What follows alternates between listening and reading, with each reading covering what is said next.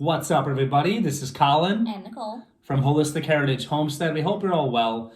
Today's video is going to be about our recommendations for the top 7 things you should do during the winter in preparation for the coming seasons. You know, all of us are looking for that downtime during the year to just slow down and try to catch up.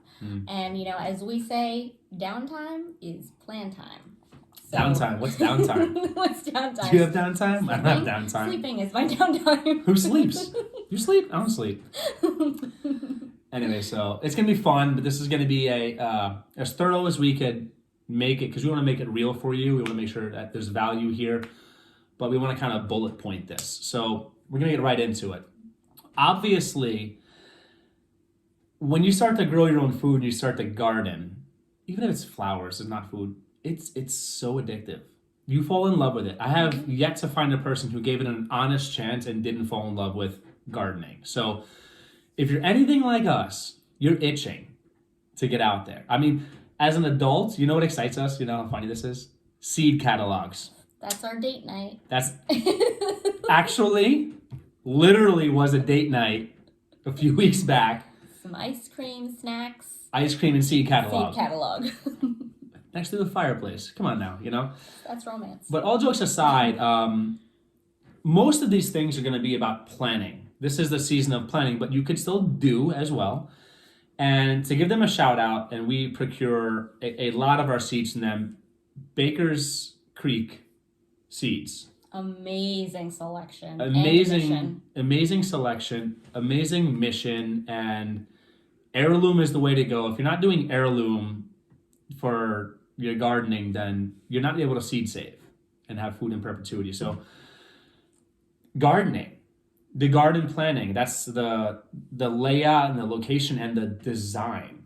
Yes, right? And you know, when you think about your garden, designing is such a huge part of it. I mean, it's a good half to 3/4 of it if you do it right. Absolutely. Because you don't want to redo things, you don't want to regret things.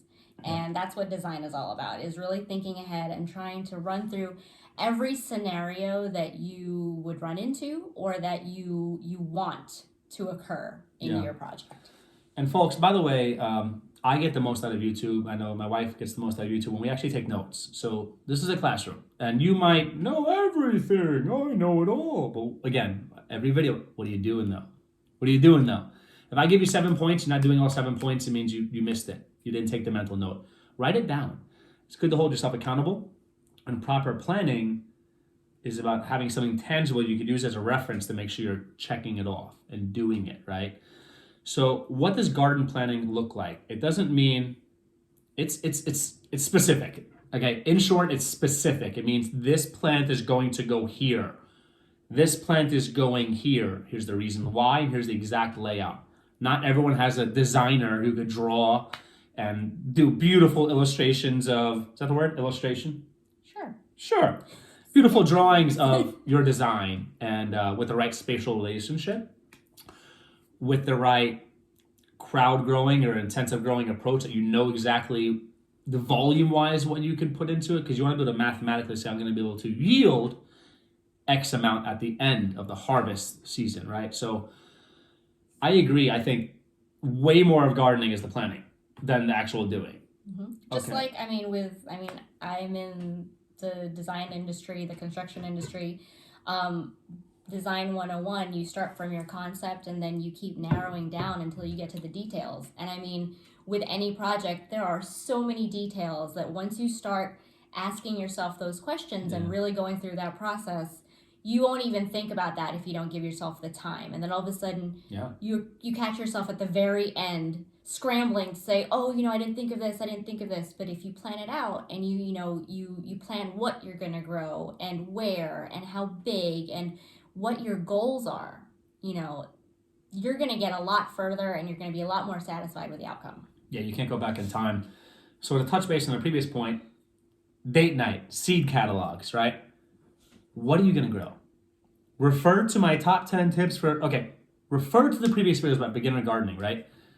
Know your zone, know what grows where you are so you're not wasting time and money, and know what's native to where you are. So you can really get something that's definitely going to work where you're at. Or there's nothing definite in gardening, but that's the fun of it, right? So what will you grow? Besides the design, what are you going to grow? What are you going to grow? I don't want to say brassicas, grains. I want to know specific brassica, specific grain. Okay? And that will be so much better for you because there's no guessing involved. You know exactly what you're getting into and you know what to expect. Planning for gardening. Preparing your beds. Yes, the ground might be dormant. And actually, I tried to dig something the other day to dispose of something, to trench compost of something, if you will. And the ground was frozen. I couldn't do it. Okay, I couldn't do it. So that doesn't mean you can't top dress. That doesn't mean your compost systems go to the wayside. It means that you simply layer organic matter, whether it's a lasagna method, right, or whatever. Keep focusing on the garden beds. Keep giving them love. Keep giving them nutrition. The bacteria, the microbiology is still there. They still need water. They still need love, right? So you want to make sure you're preparing your beds. And that could be as much as simple as, we had one of our other videos. You just lay the bed out. Just give it its border with rocks or whatever you have. Give the design, the shape, right, of the bed. How big do you want this? How big of a size. Project are you going for? How big are you going for? I know a lot of people do the cover crop before the end, before the beginning of the winter, but you could also do a quick spring cover crop. So especially if you're late on getting your garden going, are you going to do a cover crop? As soon as that spring hits, are you going to have something growing in the ground that you could use as a ground cover, as weed prevention, as green manure or mulch, right? Nitrogen fixing legumes perhaps that are going to be feeding your soil, right? You got to hit the ground running. And we feel that when everyone else is getting the green thumb, sadness, where you feel like you can't do much, your hands are tied, get out there. Frozen or not, throw organic matter on top of your beds, your containers, your in-row, your ground growing, get some organic matter on there. So as soon as it thaws out and it defrosts, if you will, and the world comes back to life, the microbiology has a head start. And in this game, days matter, because if you're anything like us, your busy days turn into weeks. Right? Yeah. So that's it. Gardening, the basics, but again, design, layout, location, what you're going to grow specifically, preparing your beds, and cover crop or not. That's up to you. The second thing, number 2, supplies, tools for projects, buying stuff. Yeah. The last thing you want to do is get into the middle of a project and say, I don't have this. That's me. That's me. Babe. Yeah. Yeah, you don't want to do that. You want to think ahead. And the thing is, for gardening, because we're so passionate about gardening, that's your seeds. The seeds themselves. If you're killing the game, you already have some seeds saved because you're already growing heirloom stuff. We have a lot of seeds, okay? And we want more. We want all the seeds. And again, just a quick plug, shameless plug. We're going to be selling them soon. This spring, we'll start finally selling some of our seeds. Holistic Heritage Homestead seeds, heirloom, eugenically, that's a rough word, genetically selected seeds, right? The strongest seeds, and we're going to be selling them at a huge discount because our mission is really as many people grow your own food. That's how you rebel. That's the fight. That's how you fight the system, is grow your own food, right? Mm-hmm. So get your seeds. What about gardening tools? Yeah. How many things broke last season that you forgot about? I know for a fact we have a rake that needs to be replaced. Why? Because we have the metal rake and then also the flex rakes. The plastic rakes are really great. Or as I like to call my chicken shield. Because I that's was what just I use to get into the yard. We have trained, and I think it's actually a good video. We have trained our roosters to actually have a healthy respect, if you will, in fear of this plastic rake. So, roosters, some of them, they're doing rooster things, doing guy things. Oh, yeah. They can be aggressive, and they won't really hurt you, and we love our roosters. But, when you're training them, you could actually train them with simple things like that. And actually, it's a cool video. We trained our rooster to keep distance when we were holding this plastic rake. You know, when you're fumbling with food and you got trays and all kinds of things, and they're fighting to get to it, you know, you never know what can happen. That's a great point. I was a little over aggressive and I broke, not on the rooster, but I broke our flex rake, our plastic rake. So we need that, right? To keep an itemization. Do you need a new hoe? Do you need a new tiller? Hose attachments. Yeah, hose attachments. This is the time to think about that. As far as the gardening itself, are you doing container gardening where you make your own soil amendments and or container growing medium? You want to know why it's good to buy now, whether it's seeds or gardening stuff? I was taught the 5 P's. Proper planning prevents poor performance. And I taught myself my own 5 P's. Proper planning prevents poor people, because I'm not going to spend 2 or 3 times the amount. Come spring, when they want to, you call it gouging, I call it supply and demand, whatever, right? Why would I spend 2 to 3 times as much on those seeds, on new rakes, on stuff like that? You can go and get growing medium for containers like fraction of the cost, or on sale, or clearance even right now. Get it now. Yeah, it's silly not to take advantage of it. Because life happens. You're going to come home and say, I have a 2 or 3 hour window. Mm-hmm. I can do this now. And you're like, and for I that, don't have enough. yeah, and that 2 or 3 hour window for someone like me could be midnight to 2 a.m. And I cannot go out to the store and get it then. So you have the stuff on hand. In the Ozarks, we try to use all natural stuff whenever possible, but use whatever, because it's a safety thing. Ticks are a thing, right? I know ticks are also a thing back in New York where we're from. Ticks are a thing pretty much everywhere.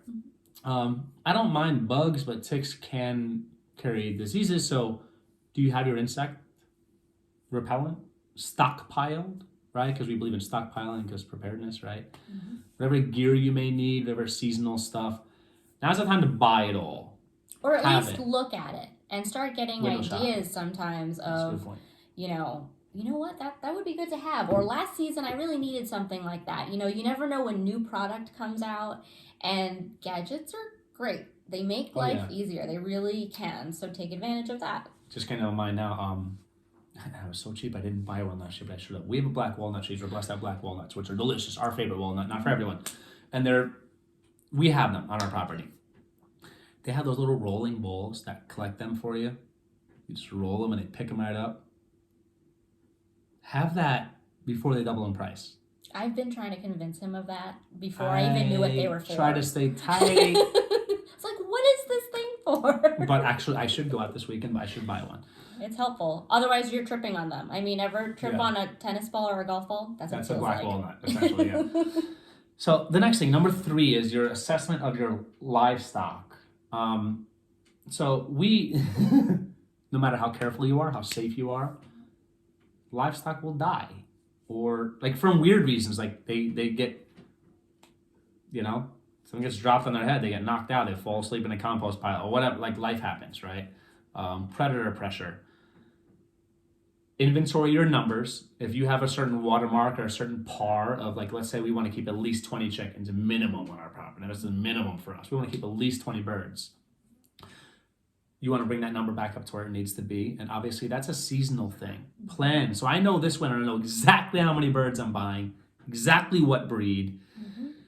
Think about your breeding programs. And there's a lot of different, like we're getting into not only the pig breeding, which, shameless plug, if you're in the Ozark region and you want high quality, huge, healthy, pedigree, kuni pigs, pasture pigs, save you money, best quality pork, check my other videos. Hit me up, because I got you covered. Whether it's a comment, I'll hit the email. And I'm selling them for, I think we're doing like 1/3 the price of other people around here. Yeah. Right? And our pigs are spoiled. So we just want to give people a head start and get them into self-sufficiency. What am I doing for am I bringing outside genetics in? Do I need to borrow a rooster, borrow a hen? This has to be planned, because nature, if you look at my other chicken videos, nature's not going to want to produce or hatch out hens, for example, in the weather, in the cold weather. You don't want that anyway. So if you could time it and have babies, whatever kind of babies, whether it's cow, whatever's happening, you want to have that happen in the warmer weather. It's safer and better and easier to handle and manage. Mm-hmm. Again, know your orders, your numbers. Another thing is, everyone thinks about everyone thinks in the winter about, are they warm enough? Mm-hmm. What about in the summer when it gets hot? What do you think about them? Are they cool enough? Are they Do cool they enough? have enough coverage? They have enough coverage. And it sounds silly, but chickens, pigs, Mm-hmm. like pigs need wallows, right? They need to be able to roll around in water and be warm, cool rather. Chickens need shade. Do you have enough shade? Did the tree fall down that was shading them out? Provide the shade. Are you using a chicken tractor? Do you have an umbrella on top of that perhaps? Or something they can go underneath to have shade? As the warm weather comes around, give them a comfortable spot to be in the shade, because that's going to lower their body temp dramatically and keep them a healthier animal is a more productive animal, right? So that's pretty much, the main thing. Another thing is we talk a lot about our chickens and our pigs, but one of the things that's never really talked about is ponds. Ponds provide resource. protein. Mm-hmm. Protein. I mean, it's their own world. It's its own ecosystem. It's its own system completely. And so much detail goes into that. Aquatic planning is... Yeah. That's plants a whole nother video. that are going to oxygenate your pond. For example, in our pond, minnows, bluegill, catfish, bass, they all serve a purpose. That's design and research, right? Mm-hmm. Which we can go into research later. Mm-hmm. And you can't stock your pond in the winter. Not always. I think there's some hatcheries or whatever they're called that you can get some, but usually it's a spring thing. They have hatchery days at your local. And catfish, for example, it's kind of as you pull a catfish out, you put a catfish in, right? Unless you've got a really self-sufficient, which we're going for, pond system where breeding can happen. Pond. I actually would consider our pond our third livestock group. And it's great because it's one of the most underrated, best, because a pond also stores thousands and thousands of gallons of water, Mm-hmm. which could be filtered through whatever, okay? Just the touch and go on that. So think about your pond programs as well. And number 4 is infrastructure. Now, I don't mind the heat. Everyone's different, and it also depends on where you are. Like when I say winters, I mean I'm a wimp. I don't like the cold. I hate the cold. I'm the weirdo who doesn't mind sweating and like being so hot. Truly, I'm the tropical one, but he can. Yes, tropical. Yeah. I hate it. Certain childhood trauma. Well, no, not childhood. Adult trauma with the cold. Different story. Where I actually I hate it, but. Mm-hmm. That means I can do projects indoors. Mm-hmm. It means if the house needs fixing a hinge or this or that, you can do all that inside stuff. And during the fall, in the fall video, definitely check out the fall video because a lot of that stuff still applies and we're still in the winter. Mm-hmm. Do your house list. Are your systems in working order? Is your heating in working order? Are there filters that have to be replaced? And maintenance, I guess we would call that, right? Mm-hmm. Think about, some of the insulative properties in your house. Being that you're thinking about your heat systems, that's a huge part of it. A lot of people don't realize that cutting costs and saving on, your energy, that killing your drafts, that's a huge part of it, that you don't even have to worry about mechanics. Yeah. It's kind of like our philosophy, which is we follow biblical finance and things like the Dave Ramsey method and stuff like that, but it's also common sense where it's not what you make, it's what you keep. Mm-hmm. So we can produce a lot of heat in this house. We're so blessed, folks. And again, homesteading, not because we're building a house with mud and adobe and sticks in the middle of a wilderness. No, that's not modern homesteading, right? You can have a home. It's okay. No judgment. You can have an RV, camper, whatever. Like, there's no, you're not you're a real homesteader if you're whatever. But we're blessed to have what we consider a large house. Some people, it's probably a tiny house, but it's a lot of heat. It's a lot of heat. Mm-hmm. A lot of windows. We have a mud room, a screen room. We have a lot of things going on. So keeping that heat in the house is something we've been focusing on. And you can upcycle and recycle things, insulated material. That's another fun video I think would be great in the future. It's not what you make, it's what you keep. So your energy. You want to think about your energy. Because guess what? That's going to help you in the warmer weather. You have your air conditioning on? If you're about that life. Our goal is like unplug and have nothing. And that's on this property and or a secondary property. Mm-hmm. But if you have air conditioning, you want to have everything insulated. Mm-hmm. So it goes both ways. Insulating is going to help you both ways, right? So we're also thinking about new projects and repairs, like the deck that needs all these random nails. Every time we go out there, we see stuff that I hurt new. myself every day, right? Or cracks, or cleanup. How about just cleaning up and tidying like those little corners that you never get to? How about pay attention to those? Yeah. Your attic spaces, crawl spaces. Yeah. Things you might not see all the time. We try to be hyper productive, and it's not because we get anxious. It's because what's life about? We feel that there's beauty in work, and there's blessings that come from work, and whatever you put into things, you'll get out of them. And I don't understand personally why people wait till spring to do spring cleaning. We do in the wintertime in our house, and it's helped us a lot. We do like our winter cleaning to prepare for the spring cleaning. The winter cleaning could be more of like, all right, throw this very large thing in the garbage. You know what I'm saying? Move things around. The spring cleaning could be more tidying, maybe perhaps more organizing. But there's no spring cleaning. There's a winter and spring cleaning. There's a lead up, like a phase 1 of spring cleaning. Phase 1, exactly. Things to prepare for when it is warm out and you can get out there and you can do things. Exactly. So your phase 1 needs to happen, because honestly, when it's 20 degrees, 15 degrees, 9 degrees, you're not spending much time outside. Okay, you're not. If you're inside, get off. I'm about to. Listen, you know me. Stop watching Netflix.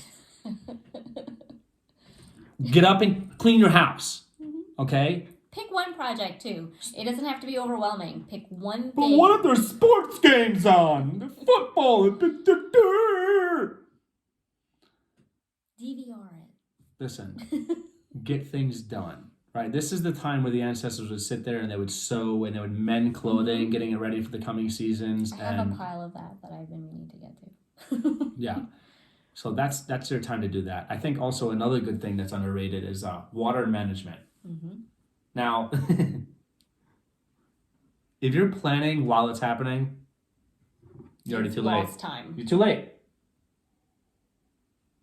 You missed it.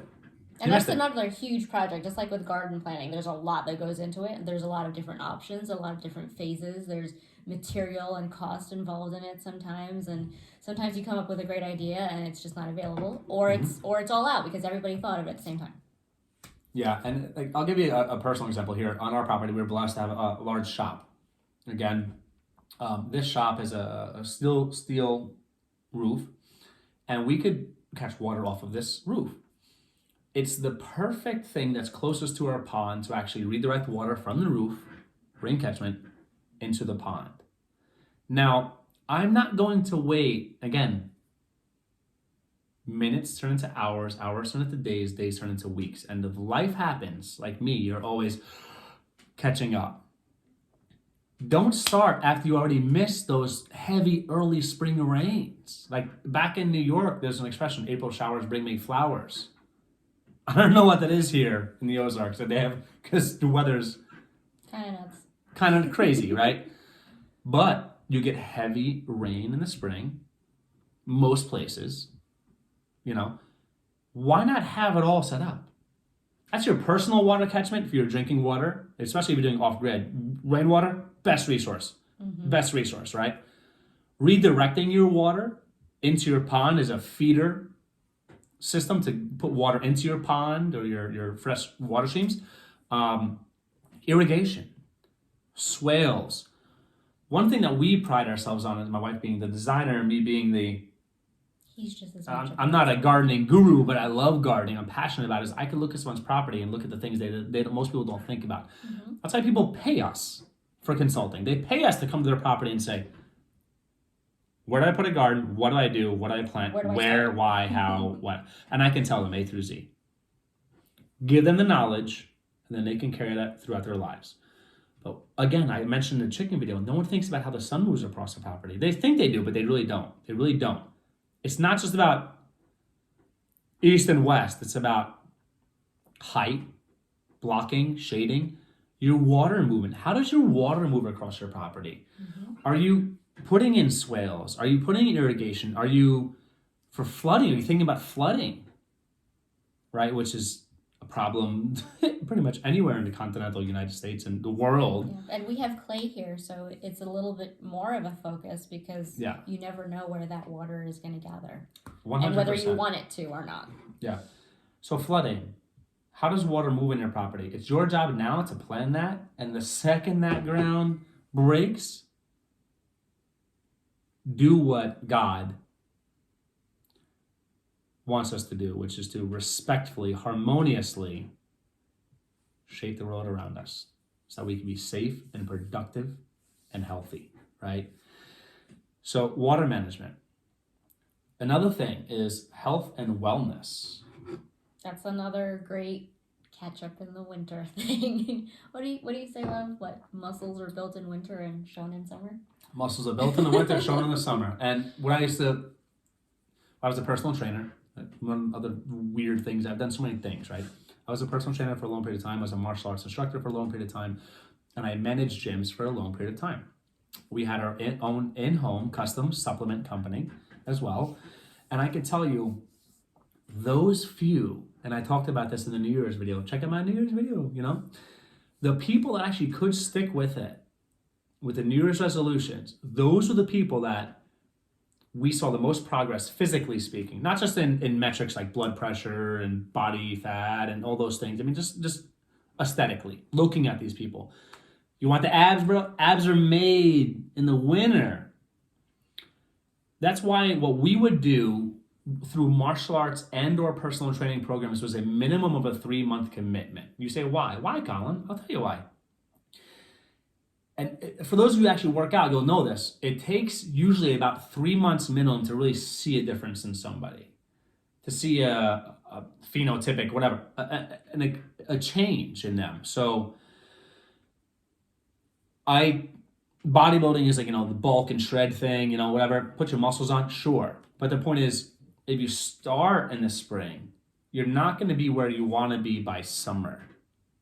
And I feel that modern society is all about, it doesn't teach delayed gratification. It doesn't teach planning, and it doesn't. I was almost gonna be nice, and I was almost gonna praise or soft one I'm gonna say, but no, I'm gonna tell you, people nowadays want things, they want them now. Mm-hmm. They want them now. They want them for free. No, they want to get paid for the things they.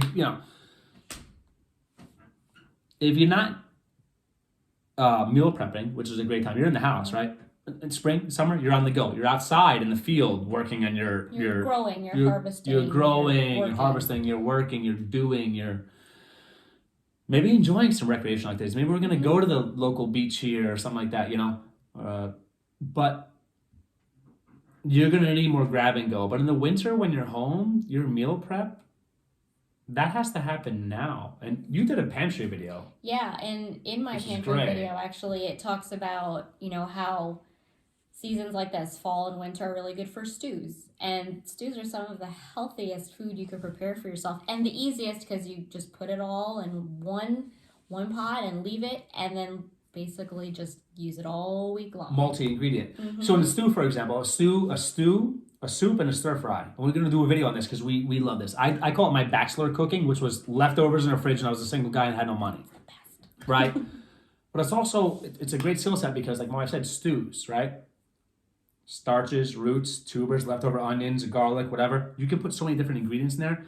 So it helps you cycle through your pantry. Mm-hmm. So your quantity of food in your pantry doesn't have to do this necessarily, but the rotation of the first in, first out, your life cycling, your expiration date consumption is now way better because it's a soup season. It's soup and stew season. It is. Throw it all in the pot.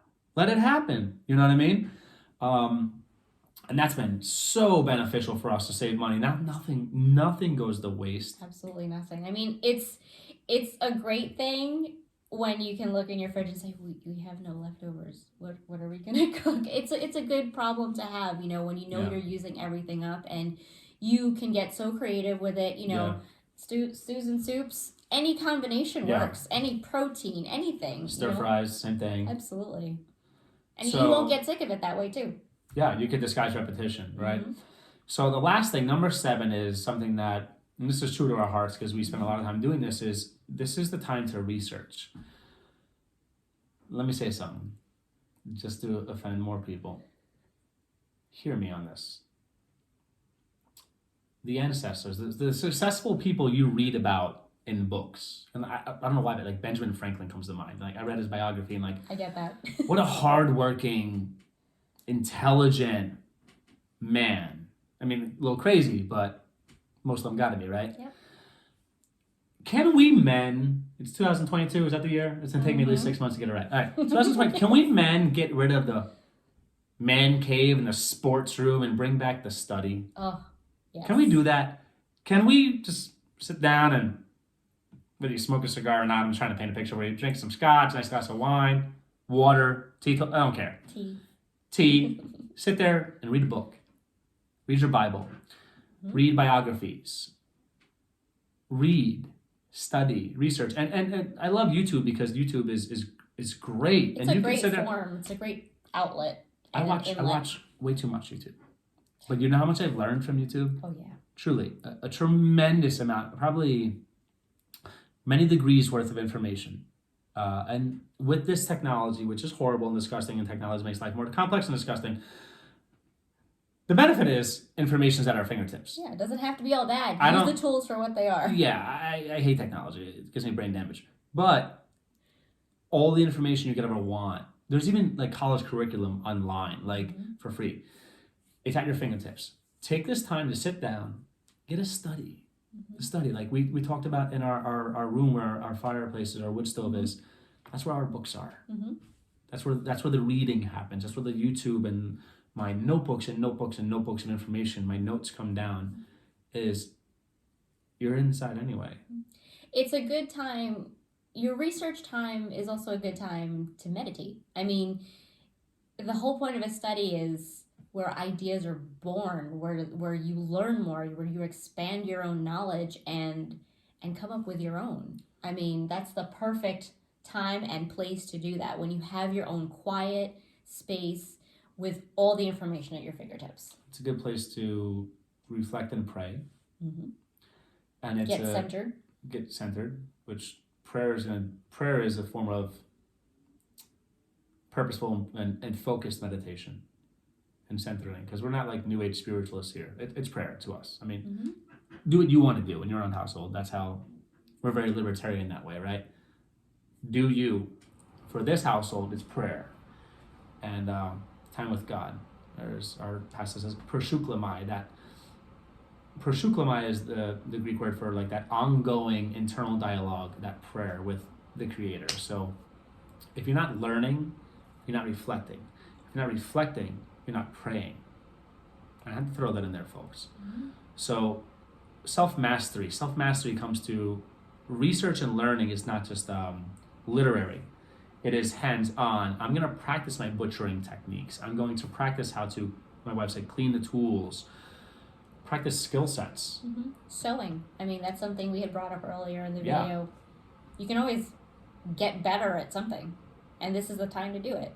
Research those little tips and techniques. Listen to, and watch videos or books on audiobooks while you're getting something done in a quiet, non-stressful, non-rushed fashion. This is your time.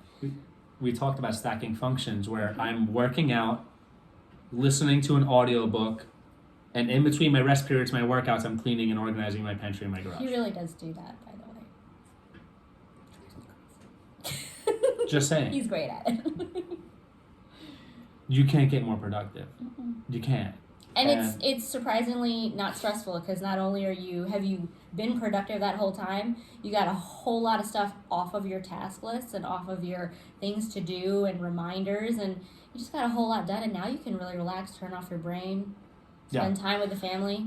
And to close it out, a quick recap. But first, before we recap, I think I love Jim Rohn. I love Jim. I have a tremendous amount of respect for Jim Rohn. I've learned so much from him. That man, let me tell you, if you're not about Jim Rohn, there's nothing better. As far as motivational, as far as wisdom, perspective, like this guy, the Tony Robbins, all these guys learn from him. He's the OG. of motivational speaking and knowledge, and he's truly wise. And as I get older, I'm like, oh, I get it more. But he talks about the seasons of life. Life has its seasons, whether it's, I don't know what it was, the old Egyptian, they were like, you're born and you're on 4 legs, you're crawling, and then you do 2, right? And then you do 3 because it's a cane, and you go back to 4, all that type of stuff. There's an evolution and natural circadian rhythm of life on the micro and the macro. The micro is the seasons. There's gonna be good seasons of life, bad seasons of life. And winter's not a bad season. There's no bad season when it comes to the weather and temperature. There's no bad season when it comes to that, right? A bad season of life is a time where weakness can bring you closer to God and glory and greatness. Never think that one season is more important than the next. All these seasons, whether the low temperatures, which are hard to deal with, even for me, they're going to reduce your pest population in the future. They're going to steer nature in the way that nature is supposed to be steered. All seasons matter. All seasons matter, okay? Because they do. And there's never a cop-out of, this is my, drink beer and watch sports season. No, dude. No, ma'am. No, sir. There's no downtime. There's no break. From your hard work, from your endeavors, blessings will come. Vacations will come. Money will come. But you got to be in it to win it. When you put into it, you get out of it. You reap what you sow. You reap what you sow. And Jim Rohn uses the seasons of life stuff so much, and it's so profound. We're in the winter. Be in the winter. I struggle with being present. Don't pass it over. Don't pass it over. I am so focused on getting my hands in the soil and growing and doing that sometimes I lose sight. We all do. What could and should be done now. Be in the winter, right? And a quick recap of the top 7 winter prep recommendations is garden planning and all that fun stuff. Item, supplies, procurement, buy the stuff you need. Have it ready now or yesterday. Assess your livestock, their living conditions, their health, their wellness, your numbers, your inventory, what do you need, and your genetics, what you need to introduce to genetics. Infrastructure, you want to build an outhouse? Do it now. Do it now. Buy it while the lumber's cheaper before everyone goes crazy, right? Do whatever you can now. That's indoor projects. That's maintenance. All that stuff. That's number 4. Number 5, your water management. I'm not sure if I touched base on the numbers of all these, but it doesn't matter. You can count. Water management. Get ready for those spring rains and the summer rains. To capture that resource. Okay? Move that resource. Use that resource. Health and wellness. Time to get jacked. Time to get jacked. I'm half joking. I'm totally 46% joking. It's really all about what's inside, but why not use how you feel about your outward appearance to help motivate you? Yeah, I because externalities of working out and building muscle is more lean body mass and healthier working hard and pulmonary capacity and this and that, whatever. But the thing is, just be healthy and don't start your workout routine and your diet and your cycling of your pantry, which is a cycling of nutrients. Don't start in the spring, start now, okay? And meal prep, cycle that money, save that money, I'm saying about that money. And the last thing is research. You're gonna watch sports, fine, cool. It's a mindless escape. It's fun, it's cool, whatever suits you. I joke a lot, but there's truth in what I say. There's reasons behind it, right? Can't wait to offend so many people coming up, but take a part of that discretionary income and time and redirect it into a study. Guys, let's get cool. I need cool robe or something. I want to walk around with a robe on and spend like 3 hours in my study, surrounded by books I can't even read, you know? That's what I want. Let's bring the study back, right? Why did it exist? Why was that a thing in the past? Heritage. That's right. Heritage. And do your research. Learn it now. Practice your skill sets. Fail, trial and error now, so when season comes, you're ready to rock, ready to go. That's right. Ready to go. Yep. So I hope everybody found these tips helpful, and just like with any of these ideas that we throw out, tailor it to your lifestyle. Tailor it to what you need, what you want to focus on, and just focus on that, work on that, and just chip away at it. Chip away at it. And again, folks, I told my wife, I said this video, and I think that nothing here is wasted verbosity. Is that a word? Yeah. Should be. Should be. But nothing was wasted. Everything we said here has value, and this is all real applicable stuff. So I'm not going to cut you short.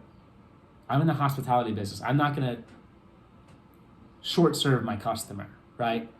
If it takes me 40 minutes to do a video and do it right and get all the information there, that's what it's going to take. I know everyone wants like 30-second attention span and I want information now. That's great. We are, because we know a lot of you out there can't focus too long. No offense, truly.